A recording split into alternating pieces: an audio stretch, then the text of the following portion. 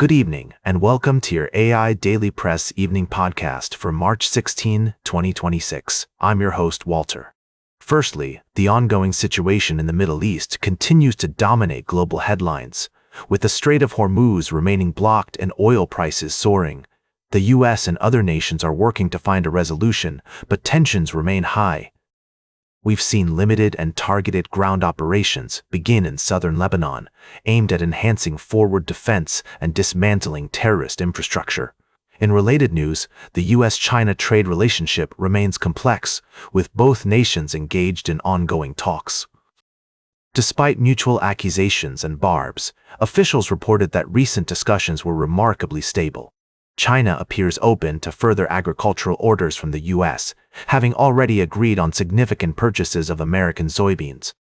The two nations are also discussing proposals for a US-China Board of Trade and Board of Investment to balance trade between the world's two largest economies. Lastly, Canada's propane export industry has been thrust into the spotlight as Asian buyers turn to Canadian producers to meet their energy needs amidst the Middle East disruption. With some cargoes selling at premiums of up to $150 per ton above benchmark prices, Canadian producers such as AltaGas Liddy are benefiting from higher prices. However, experts caution that Canada's ability to expand energy exports in the near term is limited, and the country's small but growing propane export industry will need to navigate this complex and volatile market carefully. These stories and more have been making headlines in recent days. We'll continue to monitor developments and provide updates as more information becomes available, and that's a wrap. Now for the latest in social and cultural news, here is Barbara Waters. You, Walter, and Nanshul and know it's right now.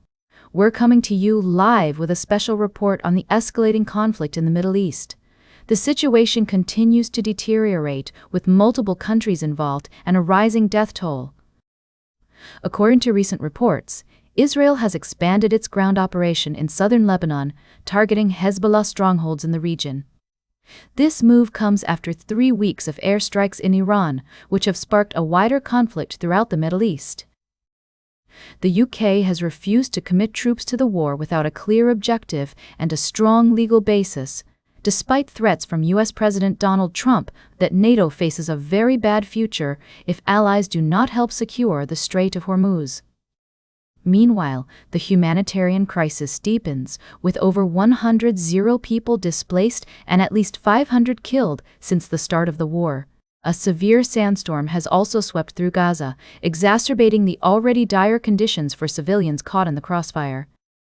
In a press conference earlier today, British Prime Minister Keir Starmer addressed the situation, reiterating his commitment to finding a peaceful resolution to the conflict. Starmer's statement comes amid growing concerns about the impact of the war on global stability and the potential for further escalation. As the situation continues to unfold, we will provide you with updates and analysis from our team of experts. In other news, Kenya has announced that Russia has agreed to stop deploying Kenyan nationals to fight in the ongoing conflict in Ukraine. This development comes after extensive talks between Kenya's Foreign Minister Musalia Mudavadi and his Russian counterpart Sergei Lavrov in Moscow. According to Minister Mudavadi, the agreement ensures that Kenyans will no longer be enlisted to fight in Ukraine through the Russian Ministry of Defense. We're also following a story out of France, where former President Nicolas Sarkozy is facing a fresh trial on corruption charges related to his 2007 presidential campaign. Prosecutors claim that Sarkozy made a deal with Libya's former leader Muammar Gaddafi to secure financial support in exchange for diplomatic and business favors.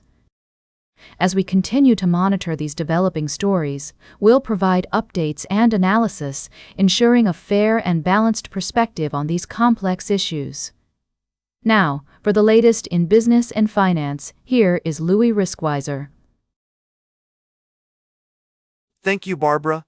Let's take a quick look at the top stories we've covered recently. We began by exploring the world of finance, where we examined the current state of the market and spoke with experts about the latest trends and investment opportunities. We also delved into the world of technology, discussing the recent surge in memory chip maker stocks and the impact of the global memory shortage on consumer devices. In addition, we turned our attention to international affairs, where tensions are running high in the Middle East. The conflict over the Strait of Hormuz has led to a significant increase in oil prices, with many countries taking steps to secure their energy supplies. We'll continue to monitor this situation and bring you updates as more information becomes available. Finally, we took a closer look at the human side of the story, speaking with experts about the importance of memory and cognitive function. We learned about simple techniques that can help improve our focus, concentration, and overall brain power. Now for the latest in science and technology, here is Carl Starman. Thank you, Louis. Firstly, we explored the intriguing tale of space and time through the eyes of astronomers and physicists who have been studying the universe for centuries. We delved into the world of gravitational waves, particle colliders, and telescopes, highlighting the challenges and complexities involved in detecting subtle hints of extra dimensions. In our second story, we examined the concept of extra dimensions, using vivid analogies to explain these theoretical constructs. We discussed how researchers are employing various methods to hunt for signs of these elusive dimensions, which could revolutionize our understanding of the universe and reveal new insights into the fundamental laws of physics. Lastly, we touched on a developing story in the tech world: Samsung's reported pause on sales of its Galaxy Z trifold phone, sparking speculation about the company's strategy and the future of foldable technology. We'll be keeping an eye on this story as it unfolds and bring you updates as more information becomes available. As we conclude tonight's podcast, we're reminded of the importance of scientific literacy, critical thinking, and responsible use of technology in our pursuit of knowledge. Join us next time on the AI Daily Press as we delve into more exciting stories from the world of science and beyond. Now for the latest in sports, here is Howard Closewell. Thank you, Carl. Firstly, in baseball, controversy surrounds the World Baseball Classic as Team USA advances to the championship game amidst debate over a crucial umpire call. We want to hear your thoughts on the matter. Share them with us on social media using 1WBC Controversy. In NCAA women's basketball, the tournament bracket has been revealed, with UConn securing the top overall seed. The competition is heating up, and we'll be providing updates throughout the tournament. Notably, the NCAA has announced financial compensation for participating teams, promoting fairness in the sport. And in the NFL, free agency news is making waves. The Minnesota Vikings have reportedly signed quarterback Kyler Murray, while the Seattle Seahawks are parting ways with key players, including Kenneth Walker III, who has been picked up by the Kansas City Chiefs. Other notable moves include the Buffalo Bills' active signings and re-signings, and the Arizona Cardinals' uncertain quarterback situation. These developments set the stage for an exciting NFL offseason filled with surprises and dramatic turns. We'll continue to bring you the latest news and analysis as it unfolds. Now for the latest in travel and human interest, here is Charles Curl. Thank you, Howard.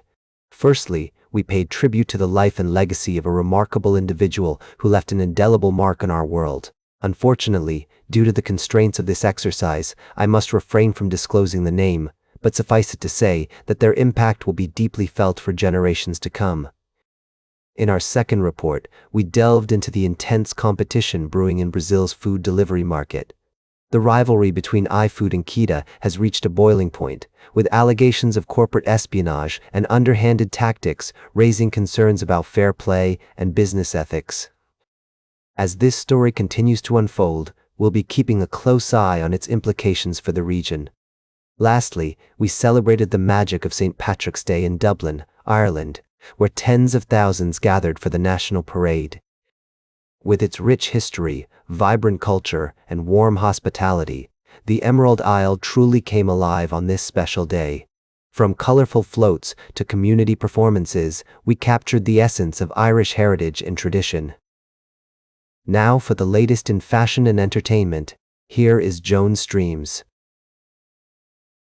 Like you, Charles, We've got a jam-packed summary for you tonight, covering all the juicy highlights from the world of entertainment.